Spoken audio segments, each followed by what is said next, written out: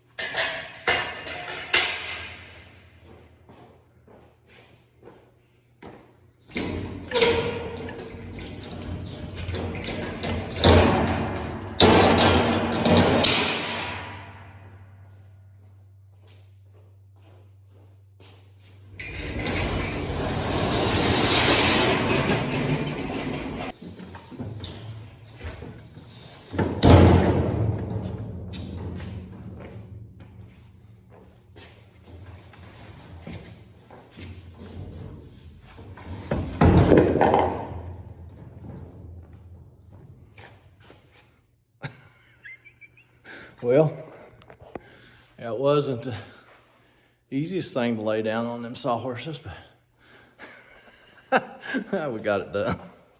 Now I'm gonna get ready to start slicing and dicing with the plasma cutter.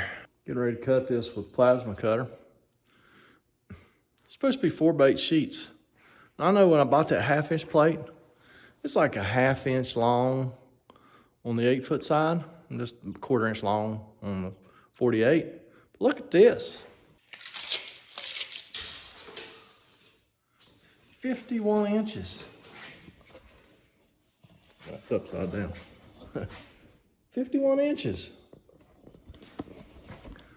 It's about a 1/4 inch long on the 8-foot side, but yeah, it's a full 3 inches long on the 48-inch side. I don't know. So I was getting ready to cut this, had it marked out, and had it all figured out. And I was like, whoa, wait a minute. That's 51 inches wide. I think if it was 4 inches wider, it would be wide enough. We wouldn't have to piece it in over, but we will have to piece it in. So it's just what it is. So got this ready to cut with the plasma cutter. Got my guide ready to go. So let's fire up the plasma cutter.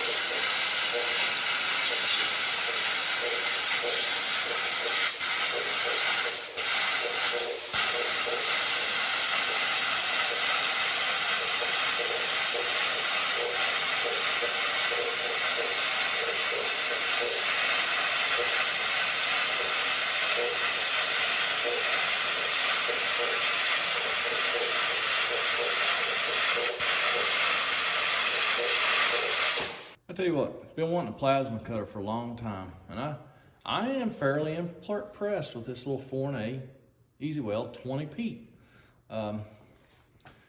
It's only supposed to be good for up to a 1/4 inch metal. I've cut 3/8. It don't like it. If you make too long of a cut, when you're cutting 3/8, where's you at? Now I had the dial turned all the way up when I was cutting 3/8. That's the dial. It's supposed to tell you set it for the thickness of your metal. What would happen if you cut too long? When it was wide open, it would kick a breaker, and it's actually plugged into a true 20 amp circuit, 20 amp outlets, 20 amp breaker, and it's plugged in this far from the panel box, but it would keep kicking the breaker in the panel box. So I cut the dial down a little bit when I was cutting that metal that was too thick, and it seemed to help, and it cut just as well. So yeah, I've been pretty impressed with this thing. It's fairly inexpensive, but it seems to get the job done. And the people I bought it from our local welding supply place, and they said they sell a ton of these. They make one that's bigger than this, but it's 3 times as much as this one too. And it'll cut up to 1/2 inch. This one's supposed to be good for 1/4. But I've been impressed with this thing. I like it. So if you're thinking about buying one of these, I'd say go for it. They're straight up Chinesian, but you can get the consumables, you get new tips for it and everything. So yeah, it's got a pretty good warranty. Supposedly if it goes bad, you send this one in and they send you a new one. So I don't know. I've been pretty impressed with it. That's all I can say. It cuts really good too. I don't cut so good. I can't drag the torch smoothly across metal. I'm jerky. That's why I can't cut with a torch. a real boxing selling torch either. So, but it does a fantastic job. Have you ever had one of those days where you just feel like you're spinning your wheels and you're getting nothing done? Well, I'm having one today. Maybe it's got something to do with the fact I'm decaffeinating. I'm in the process. This is day 3. This is usually the worst day. I have basically been decaffeinated for well over 20 years. It's not because I have anything against caffeine. I just don't like relying on a drug every day to make me feel good and make me feel like doing something. But you know, it's just, caffeine's a drug, and you know, I started doing caffeine pretty regularly in December, and I've been completely dependent on caffeine every day now for the last 3 months. It's February, or it's March. I don't even know what part of the month it is. Today, I don't know. So yeah, I'm feeling the effects of the no caffeine today. But hey, I got that piece of metal cut. I got it set up on the base here. The base got a little out of square, I guess, when I welded it. Because I did weld all the joints. So I just put that ratchet strap diagonally there, pulled it around square. We're good to go. I'm gonna make some bases for my casters, just like I did on this table. And I'm probably gonna call it a day, and I'm not even gonna show that. Because if you wanna see how I did the bases for the casters, go watch the video on the layout table. So yeah, how about y'all? How many people out there are decaffeinated? And if you follow my main channel, the Hillbilly RV, you know that I had some heart rhythm issues this past July, and I was supposed to avoid caffeine, and dang, or December, I don't know, yeah, just one thing led to another, and I'm completely dependent on caffeine again, so we're trying to decaffeinate. It's not fun. Today should be the worst day, and then it'll get better. In 2 or 3 days, I'll be all good then. But I think that's going to be it for this video. As always, thanks for watching. And don't forget to go down there and leave me a comment, a criticism, concern. I'm just going to tinker around here for a little bit, and then I'm going home. Catch y'all later. Oh, man, you just got to love it when you're having a good day. First started welding today, tacking. The light was flashed in my helmet telling me my battery's getting low. Had to change the battery, clean all the lenses, of course. And then I am tacking this 1/8" plate to this base frame, and I run out of wire.